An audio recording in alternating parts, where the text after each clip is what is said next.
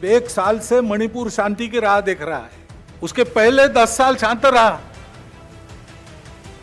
पुराना gun culture समाप्त हो गया ऐसा लगा, और अचानक जो कलह वहां पर उपज गया या उपजाया गया, उसकी आग में अभी तक जल रहा है, त्राही त्राही कर रहा है। कौन उस पर ध्यान दे? मैंने तो केबल ही कटवा दिया है, नहीं तो आप मोदी मीडिया का न्यूज सब देखते तो सुबह से शाम तक चलाते हैं कि मोदी एक बार फोन कॉल करेंगे पुतिन को तो यूक्रेन का युद्ध रुक जाएगा। अरे मणिपुर शांत करने की मोदी की औकात नहीं है और यूक्रेन का युद्ध रुकवा देंगे। छोटे मुंह बड़ी बात।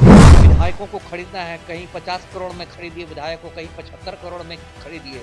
सुटकेस पॉलिटिक्स करना है। हमारे जो प्रधानमंत्री जी है, मैं क्या कहूँ, निर्लज है या क्या है मोदी जी की, आज तक एक बार मणिपुर झांकने तक नहीं गए, है ना, झांकने तक नहीं गए हैं, क्योंकि ये तो 18 घंटे रोज काम करते हैं गौतम अडानी का मुनाफा बढ़ाने की। ऐसी क्या वजह है कि गृह मंत्री अमित शाह मणिपुर पे कुछ एक्शन नहीं ले रहे हैं, वहाँ पे शांति व्यवस्था बनाने में विफल हैं? निकम्मे गृह मंत्री हैं, और क्या वजह होगी। मैं तो बिना लाग लपेट के अपनी बात कर रहा हूँ, लेकिन ये लोग तो खाली, एक तो प्रधानमंत्री मोदी जी वो खाली अपना उनको नौटंकी से फुर्सत नहीं है ना। कभी विवेकानंद रॉक पर जाके साधना करते हैं, कभी कुछ करते हैं दिन में। मणिपुर पिछले 1 सालों से जल रहा है, हिंसा प्रदर्शन की शिकार हो रहा है, सरकार उस पर चुप्पी साधी हुई है। जो पहले गृह मंत्री थे वो आज भी गृह मंत्री बने हुए हैं, लेकिन मणिपुर पे कुछ भी एक्शन नहीं लिया जा रहा है। आरएसएस प्रमुख मोहन भागवत ने कल एक बयान दिया कि इस पे सोचना चाहिए। मणिपुर 1 साल से शांति की राह देख रहा है, लेकिन हाथ पे हाथ रखकर सरकार बैठी हुई है। इस पर विचार विमर्श करने की जरूरत है। इस मुद्दे पे हम बातचीत करेंगे पूर्व आईपीएस अधिकारी अमिताभ दास जी से। 1 साल से मणिपुर शांति की राह देख रहा है। उसके पहले 10 साल शांत रहा। पुराना गन कल्चर समाप्त हो गया ऐसा लगा, और अचानक जो कलह वहां पर उपज गया या उपजाया गया, उसकी आग में अभी तक जल रहा है, त्राही त्राही कर रहा है। कौन उस पर ध्यान देगा? इनका इस पे क्या कहना है? सर, सबसे पहले चरण में स्वागत है जी, धन्यवाद आपका। आरएसएस प्रमुख मोहन भागवत ने एक बयान दिया है कि मणिपुर में जो बातें चल रही, जो हिंसा प्रदर्शन हो रही है, उस पर सोचना चाहिए। ऐसे हाथ पे हाथ रखकर कब तक बैठे रहा जाएगा? जी, मैं दर्शकों को पहले बता दूं मणिपुर का मामला क्या है। ये जो मणिपुर है, ये उत्तर पूर्व का एक राज्य है जी। छोटा सा राज्य है, बर्मा की सीमा पर लगा हुआ राज्य है, और इसमें 1 साल से वहाँ एक तरह से आप कह सकते हैं जातीय हिंसा हो रही है। जी। मणिपुर का जो मैदानी इलाका है उसमें मैती लोग रहते हैं, और जो पहाड़ी इलाका है उसमें कुकी लोग रहते हैं, और एक तरह से मैती और कुकी लोगों के बीच वहाँ खूनी संघर्ष चल रहा है, और उसमें सैकड़ों लोग मारे गए हैं, हज़ारों लोग विस्थापित हुए हैं, हज़ारों लोग हैं वो रिफ्यूजी कैंप में रह रहे हैं, शरणार्थी शिविरों में रह रहे हैं। और बीच में एक वीडियो भी वायरल हुआ था मणिपुर का, जिससे पूरे देश को झकझोर दिया था कि एक औरत के कपड़े उतार के उसको परेड कराया जा रहा है। तो वहाँ तो बहुत मतलब क्रिटिकल हालात हैं, और हमारे जो प्रधानमंत्री जी हैं, मैं क्या कहूँ, निर्लज हैं या क्या है मोदी जी की, आज तक एक बार मणिपुर झांकने तक नहीं गए, है ना, झांकने तक नहीं गए हैं, क्योंकि ये तो 18 घंटे रोज काम करते हैं गौतम अडानी का मुनाफा बढ़ाने के लिए। तो राहुल गांधी तो गए मणिपुर, राहुल गांधी गए, उसमें विपक्ष के कई सांसद थे उनके शिष्टमंडल में, और राहुल गांधी ने कम से कम शरणार्थी शिविरों में जाकर लोगों से मतलब सुख दुख बांटा। उनका सुख क्या बांटेंगे, मतलब उनका दुख सुना। लेकिन जो प्रधानमंत्री हमारे वो एक बार झांकने भी नहीं गए। और ये जो आरएसएस है, ये जो मोहन भागवत बोले हैं, ये भी कम बड़े पाखंडी नहीं है। देखिए, इनको 1 साल बाद जाके भागवत जी को होश आया है ना। जी। 1 साल अभी बयान दे रहा है, और क्यों बयान दे रहे हैं वो भी मैं दर्शकों को बताता हूँ। कि आरएसएस और भाजपा का तो ये प्लान था कि इन चुनाव में 2024 में लोग 400 पार सीटें ले आएंगे। उसके बाद जो संविधान है अम्बेडकर का, उसको ये लोग कचरा में डाल देते, देश को हिंदू राष्ट्र बना देते, आरक्षण खत्म कर देते, क्या क्या इनकी नापाक योजनाएं थी। क्योंकि अगले साल यानी 2025 को आरएसएस के 100 बरस पूरे हो रहे हैं। आरएसएस का शताब्दी वर्ष है अगला साल।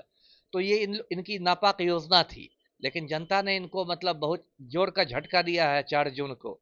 इस बार तो मोदी की जो भाजपा है वो मतलब सामान्य बहुमत तक नहीं पा सकी, 272 के आंकड़े पर नहीं पहुंच सकी, 240 पर ही अटक गई। और तो और कि अयोध्या में रामलला की नगरी में भाजपा हार गई। तो अब इन लोग को होश आया है, तब मणिपुर की याद आई है ना। भागवत से तो सबसे पहला सवाल ये करना चाहिए कि आप खुद कभी मणिपुर गए? आप पूरा हिंदुस्तान घूमते रहते हैं, आप कभी एक बार, मुझे तो नहीं, मुझे तो जानकारी है कि भागवत कभी मणिपुर नहीं गया है। और आरएसएस वाले गए, जो ये लाठी लेके खाली अपनी शाखा में लाठीबाजी ही करेंगे कि कहीं मणिपुर गए शांति करने के लिए। तो देखिए क्या है कि अभी जो भाजपा को झटका लगा है तो पूरे संघ परिवार में एक खलबली का माहौल है। आरएसएस हो, भाजपा हो, बजरंग दल हो, विश्व हिंदू परिषद हो, जितने भी संघ परिवार से जुड़े हैं, सब में एक हड़कंप का मामला है। और एक तरह से इनको लग रहा है कि हमने क्या गलती की। तो अब इनको जाके मणिपुर की याद आई है, और ये मतलब बयान देने के पहले खुद भागवत को एक बार मणिपुर जाके शरणार्थी शिविरों में जाना चाहिए था। आरएसएस वाले बड़ा राष्ट्र सेवा की बात करते हैं, तो मणिपुर में जो शरणार्थी हैं उनमें भोजन का वितरण करना चाहिए था। जी सर, ऐसी क्या वजह है, आप एक पूर्व आईपीएस अधिकारी हैं, जी एक सरकार के कार्यों को अच्छे से देख सकते हैं, समझ जी सकते हैं, सोच सकते हैं, जी ऐसी क्या वजह है कि गृह मंत्री अमित शाह मणिपुर पे कुछ एक्शन नहीं ले रहे हैं, वहां पे शांति व्यवस्था बनाने में विफल हैं? निकम्मे गृह मंत्री हैं, और क्या वजह होगी। मैं तो बिना लाग लपेट के अपनी बात कहता हूँ। इसी देश में सरदार पटेल जैसे गृह मंत्री भी थे। नेहरू कैबिनेट में सरदार पटेल गृह मंत्री थे, जिन्हें लौह पुरुष कहा जाता है, आयरन मैन ऑफ इंडिया। जी। और उनके समय में इतना ज्यादा उनकी शक्ति थी। और आज ये जो है गृह मंत्री हमारे तो तड़ी पार हैं, गृह मंत्री अमित शाह। इनको तो ऑपरेशन लोटस से फुर्सत मिले तब ना। इनका तो काम रहता है कि खाली जिस जिस राज्य में गैर भाजपा सरकार बन गई है उस राज्य की सरकार को गिराना है। विधायकों को खरीदना है, कहीं 50 करोड़ में खरीदिए विधायक को, कहीं 75 करोड़ में खरीदिए। सुटकेस पॉलिटिक्स करना है। फिर विमान से विधायकों को एक जगह से दूसरे जगह रिजॉर्ट में जाकर होटल में जाकर ठहराना है। फिर सुबह 5 बजे राजभवन में नई सरकार बना देना है। तो तड़ीपार गृह मंत्री की जो पूरी ऊर्जा है, वो तो जो तिकड़म है, हथकंडा है, उसी में रहती है। और इनके जो दलाल है गोदी मीडिया में और बाकी जगह, इन लोगों ने इनको चाणक्य का नाम दे दिया है ना। अमित शाह को चाणक्य कहते हैं कि आज के जमाने के यही चाणक्य हैं। जबकि इनमें ना चाणक्य जैसी विद्वता है, ना चाणक्य का कोई गुण नहीं है। इनमें सिर्फ मक्कारी है, धूर्तता है, छल कपट और प्रपंच है। बताइए इससे बड़े शर्म की बात क्या हो सकती है कि मणिपुर में 1 साल से आग लगी हुई है, और वो एक संवेदनशील राज्य है। देखिए अंतर्राष्ट्रीय सीमा उसकी है। बर्मा का नया नाम म्यांमार हो गया है, म्यांमार की सीमा से लगा हुआ है। और आप जानते हैं कि बर्मा, मैं दर्शकों को बता दूं, पूरी तरह चीन के प्रभाव में है। तो इस तरह यदि मणिपुर की हालत रहेगी तो संवेदनशील राज्य में चीन घुसपैठ कर सकता है बर्मा के रास्ते। तो वो तो मतलब गृह मंत्रालय का मामला है ही, रक्षा मंत्रालय का भी मामला है। लेकिन ये लोग तो खाली, एक तो प्रधानमंत्री मोदी जी वो खाली अपना उनको नौटंकी से फुर्सत नहीं है ना। कभी विवेकानंद रॉक पर जाके साधना करते हैं, कभी कुछ करते हैं, दिन में 4 बार ड्रेस बदलते हैं, प्रधानमंत्री की जगह परिधान मंत्री बन गए हैं। और मणिपुर जल रहा है। ये देश के लिए बहुत मतलब सोच का विषय है। सर, जी पूरी दुनिया भर में डंका पीटी जा रही कि प्रधानमंत्री सबसे देश के ताकतवर प्रधानमंत्री है, दुनिया के ताकतवर प्रधानमंत्री है। लेकिन इतना ताकतवर प्रधानमंत्री अपने ही देश में एक छोटा सा राज्य का हिंसा प्रदर्शन नहीं रोक पा रहा है, तो कैसा ताकतवर प्रधानमंत्री है सर? आप खुद जो डंका पीटने वाले हैं वो देखिए कोई तटस्थ लोग नहीं है। वो तो इनके दलाल लोग हैं, गोदी मीडिया है ना। इन लोगों ने दलाली को ही पत्रकारिता का नाम दे दिया है। इसलिए इन पत्रकारों को पत्रकार की जगह पत्तलकार कहते हैं, कि मोदी के जूठे पत्तल चाटते रहते हैं। अब जो एनडीटीवी चैनल है उससे आप क्या उम्मीद कीजिएगा, वो गौतम अडानी का चैनल है। जो जी न्यूज है उससे आप क्या उम्मीद कीजिएगा, उसके जो मालिक सुभाष चंद्र हैं वो भाजपा के समर्थन से राज्यसभा पहुंच गए।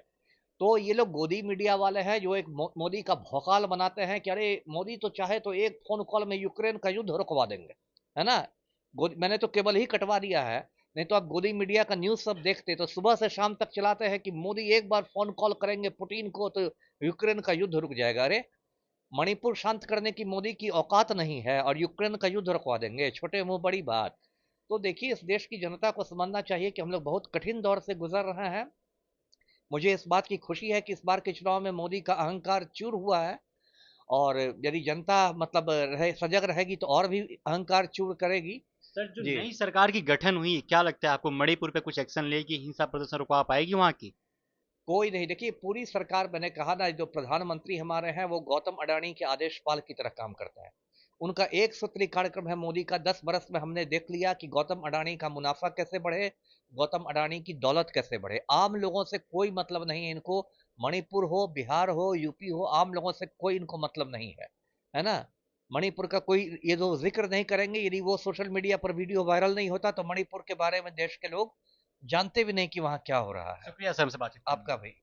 तो हमारे साथ पूर्व आईपीएस अधिकारी अमिताभ दास सर थे, जिन्होंने साफ तौर पे कहा कि सरकार ये विफल है, ये सरकार नहीं रुकवा पाएगी, और जिस तरीके से पूरे देश भर में, दुनिया भर में डंका पीटी जा रही कि देश के सबसे ताकतवर प्रधानमंत्री नरेंद्र मोदी हैं, ये झूठ है, फरेब है। चलिए बहरहाल इस खबर में इतना ही। आप इस वीडियो के बारे में क्या सोचते हैं कमेंट्स करके बताइएगा, और चैनल पर नए हैं तो चैनल को सब्सक्राइब कीजिएगा, वीडियो को शेयर कीजिएगा।